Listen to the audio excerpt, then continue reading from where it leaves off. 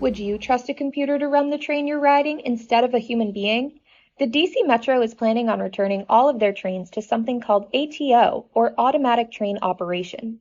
ATO is how the train system was originally designed to be used when it first opened in 1976, and how most major metro systems currently operate.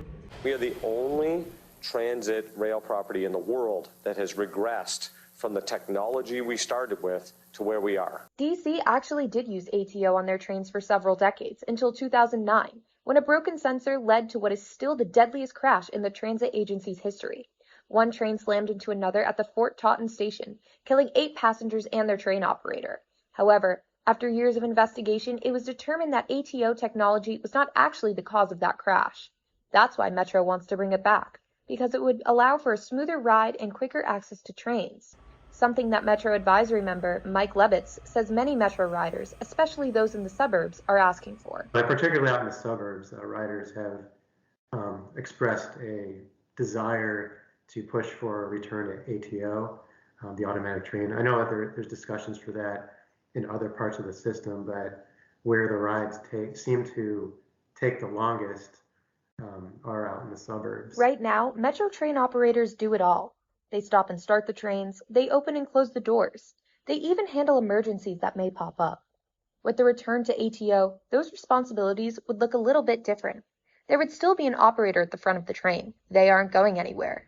But they would only be there to open and close the doors. When it comes to starting and stopping the train, it would all be automated. Something that Metro Representative Randy Clark says would help mitigate the stop and go so many riders experience on a daily basis. So someone, say, what we would call a station platform overrun, where someone goes by a station by, say, half of a train car. All those elements would be mitigated and prevented with automatic train operation. You may be asking at this point what the next steps are in making these plans a reality. Well, first off, Metro says they plan to implement after-hours testing of automatic train operations on the Red Line first. Once they do that, there are plans to retrain operators on the system because many of these operators, A, have never used this technology at all, or B, have not used it since the 2009 crash. Of course, after this, the trains will still need to be approved by Metro's safety protocol engineers. However, the question still remains, will Metro riders feel comfortable with the return of this technology? I trust that the city's done enough research for the trains to be run by computers safely. I really don't trust the city to do a computer run. I do know that there are already a lot of casualties and accidents in the metro when it's controlled by humans. So I don't know, I think it'd be nice to give it a chance. If all goes to plan, Metro plans to have automatic train operations back on all 6 of their lines by the end of 2023.